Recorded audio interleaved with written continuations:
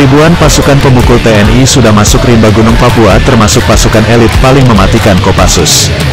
Gerak pasukan khusus ini dalam setiap penugasan tidak pernah terdeteksi pemberitaan, tidak terendus, tiba-tiba sudah ada di medan operasi, pergerakannya siluman.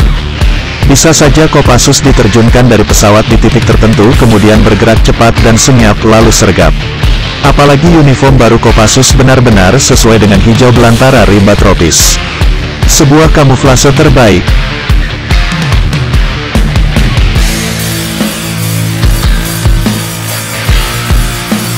Kali ini KKB Papua harus membayar mahal atas perbuatan kejinya membunuh dan membakar. Selama ini operasi Kamdagri yang dilakukan Polri dengan dukungan TNI adalah operasi bernuansa teritorial defensif, semata untuk menjaga keamanan sipil. Sembari melakukan patroli keamanan, mengawal pembangunan infrastruktur juga memberikan penerangan wawasan kebangsaan pada warga sipil di pedalaman. Lama-kelamaan KKB merasa besar kepala dan menganggap remeh kekuatan sesungguhnya pengawal Republik. Momentum gugurnya Kepala BIN Papua yang juga perwira tinggi Kopassus mendidihkan adrenalin tentara dan negara.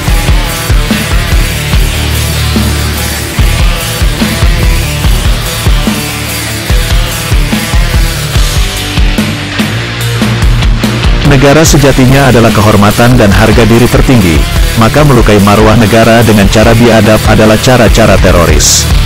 Berhadapan dengan gerombolan ini tidak bisa lagi menggunakan metode defensif pasif, namun harus melakukan preemptive strike. Mengejar dan menghancurkan markas-markas teroris KKB di seluruh belantara Papua adalah target utama sekaligus menghabisi para teroris sadis. Anda jual kami beli, dan itu sudah dimulai. Dalam 2 pekan, 12 teroris KKB ditembak mati. Ini baru permulaan.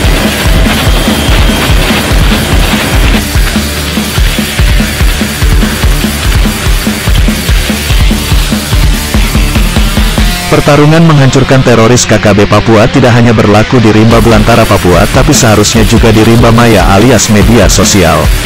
Termasuk upaya diplomasi proaktif Kemenlu di dunia internasional. Rimba media sosial yang tidak punya wilayah teritori adalah pertempuran digital terkini untuk mempengaruhi dan merebut opini mindset alias pola pikir personal. Kasus pembelotan seorang tentara yang sedang bertugas di hutan rimba Papua sangat diyakini karena termakan pertarungan opini alias perang pemikiran di medsos yang menghasut dan mampu mengubah persepsi dan perspektif objektif.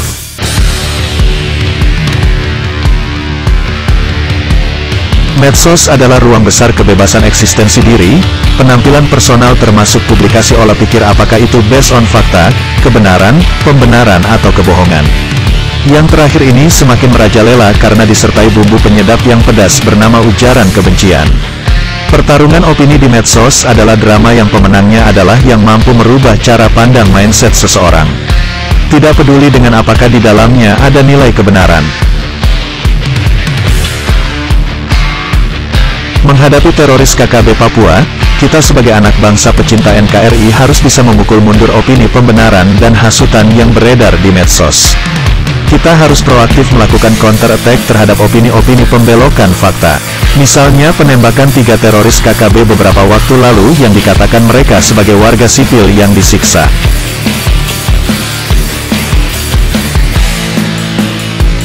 Diplomasi aktif Kemenlu adalah bagian dari memenangkan dan menenangkan opini internasional, bahwa eksistensi KKB teroris tidak lebih dari ulah segelintir orang yang ingin menghidupkan separatis.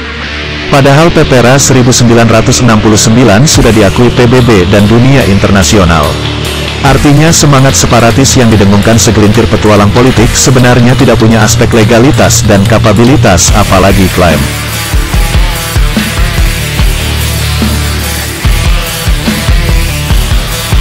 Persoalannya adalah publikasi opini, pencarian dukungan yang bermuara minta sumbangan bisa menjadi sesuatu yang seakan-akan besar dan hebat, padahal hanya fata morgana.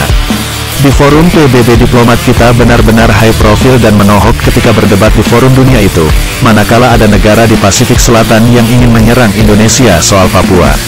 Ini adalah kecerdasan diplomatik yang sangat mengagumkan.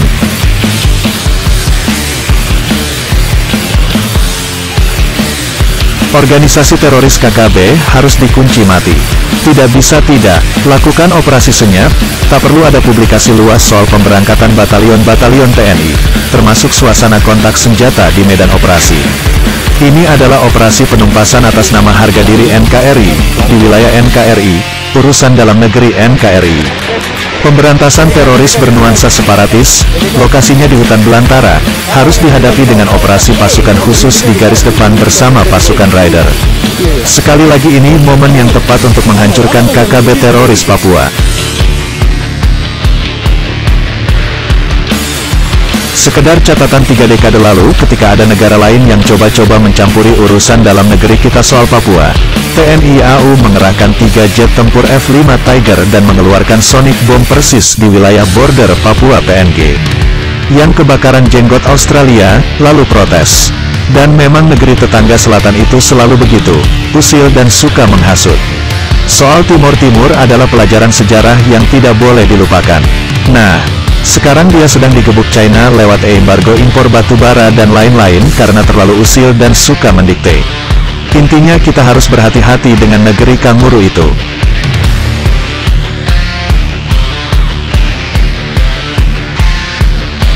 Untuk pertarungan di hutan Gunung Papua kita serahkan pada pengawal Republik yang punya reputasi heroik. Demikian juga penempatan agen-agen diplomatik Kemenlu yang cerdas, gaul dan high profile di Kedubes, di forum PBB untuk menguatkan silaturahim kelas dunia.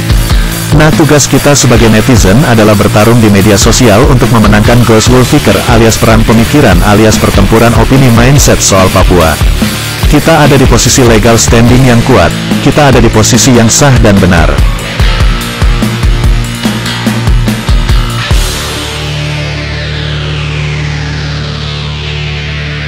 Maka kita publikasikan secara terus-menerus dan masif posisi terhormat ini agar tidak digerogoti opini KKB yang bernama pembenaran, pembelokan arah atau bahkan seakan playing victim. Papua sudah banyak kemajuan, itu fakta dan itu harus kita dengungkan dengan bahasa netizen yang gaul dan kocak.